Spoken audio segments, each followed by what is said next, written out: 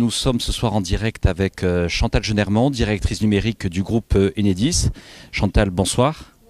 Le groupe Enedis est maintenant présent depuis un certain nombre d'années au CES. Quel enjeu ça représente comme pour vous en 2018 ? En 2018, le CES pour Enedis, ça représente maintenant un emplacement, une présence tant au niveau institutionnel, industriel que au niveau Eureka Park des startups. L'enjeu, c'est d'accompagner nos startups et aussi de promouvoir nos nouvelles installations et nouvelles exploitations de données avec la Poste. La question du digital, on va dire, était relativement peu présente par les effectifs. C'était, je crois, 3 personnes il y a à peu près 3-4 ans. Aujourd'hui, c'est plus de 80 personnes que vous dirigez. En quoi aujourd'hui ça transforme l'entreprise Enedis que tous les Français aujourd'hui connaissent ? Ça transforme par et la compétence et le savoir-faire. Ça transforme aussi à l'interne. Ça transforme nos agents, ça transforme notre relation aux clients, notre écoute du marché. D'avoir 80 personnes à plein temps qui travaillent au numérique d'Enedis, c'est aussi être prêt à mettre les ressources nécessaires pour comprendre les nouvelles façons de consommer l'énergie, comprendre les nouvelles façons d'exploiter la data. Et Chantal Genermont, finalement les États-Unis c'est un pays que vous connaissez bien, vous avez été notamment formé à Stanford, vous avez également exercé. Comment vous expliquez-vous ce succès du CES et pourquoi finalement les grandes entreprises françaises comme les startups y réussissent plutôt bien ? À mon sens, elles réussissent plutôt bien parce qu'elles ont cette ambition. Elles ont aussi les entreprises françaises et les jeunes et moins jeunes Français qui se lancent dans l'aventure ont besoin de prouver et de montrer qu'ils sont aussi très bons. Et je pense aussi qu'on a des formations universitaires et académiques de très bon niveau qui permettent à des jeunes d'être successful à l'international.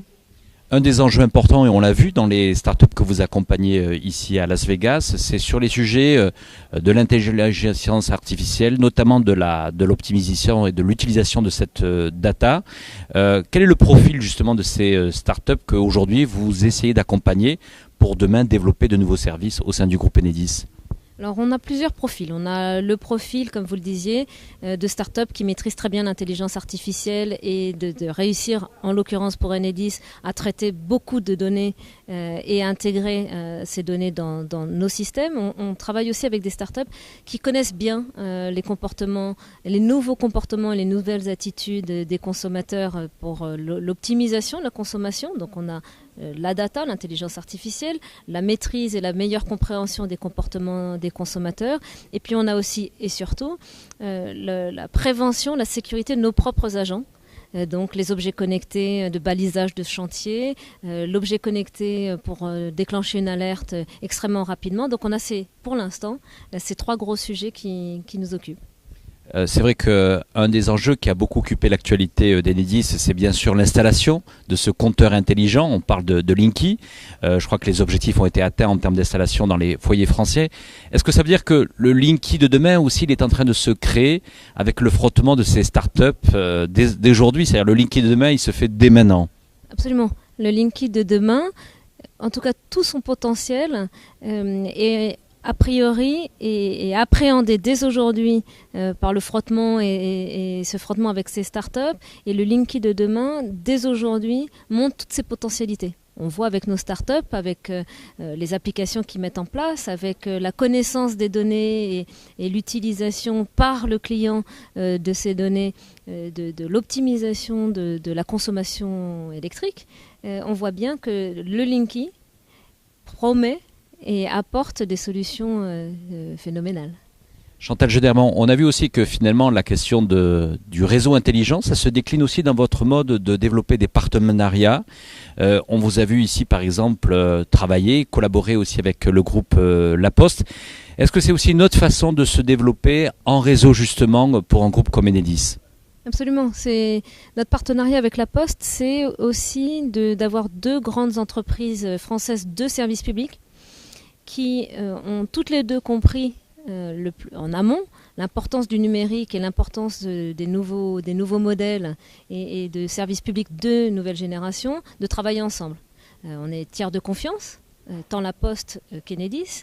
On a chacun des points très forts. Nous, pour l'instant, c'est la donnée Linky.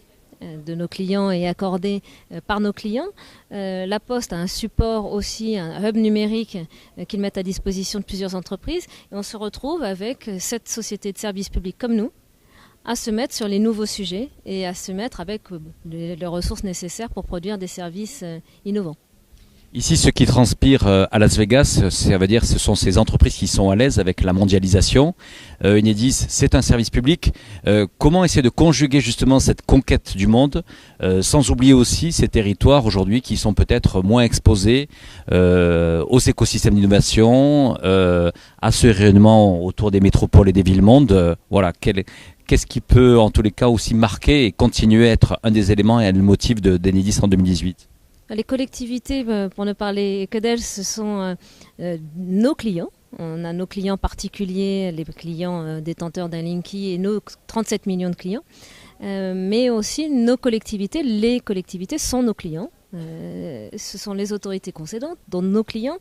Et donc, effectivement, si certaines ne sont pas forcément encore sur ces sujets numériques très impliquées, c'est notre mission aussi de bénéficier des retours d'expérience avec des collectivités très en avance ou très dotées de ressources, de permettre ce retour d'expérience à d'autres collectivités, puisqu'on est un service public national et on produit ces services pour tous nos clients, quel que soit leur degré d'avancement. Et on fait justement ce lien entre les collectivités locales très avancées, celles qui le sont moins et qui rattraperont très, très vite aussi les avancées des autres collectivités. Donc il n'y en a pas, parce qu'on est service public et qu'on traite nos clients de façon égale et neutre, de collectivités en retrait. Pour conclure, Chantal Genermont, vous avez passé une première journée ici au CES. Si je vous demandais 3 adjectifs qui vous donnent, en tous les cas, caractérisent cette première journée passée ici à Las Vegas. La première, je dirais l'ambition.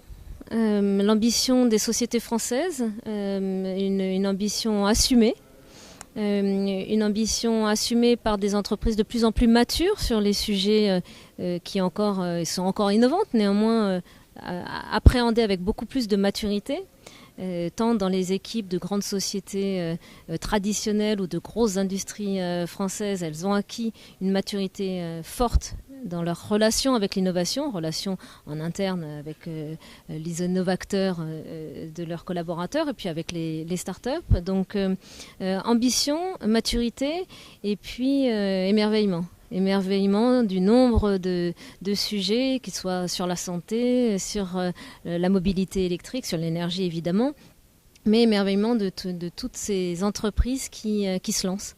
À votre retour, vous allez essayer de le partager avec les 33 000 salariés du groupe ? Avec les 39 000, même 39 000, absolument, exactement.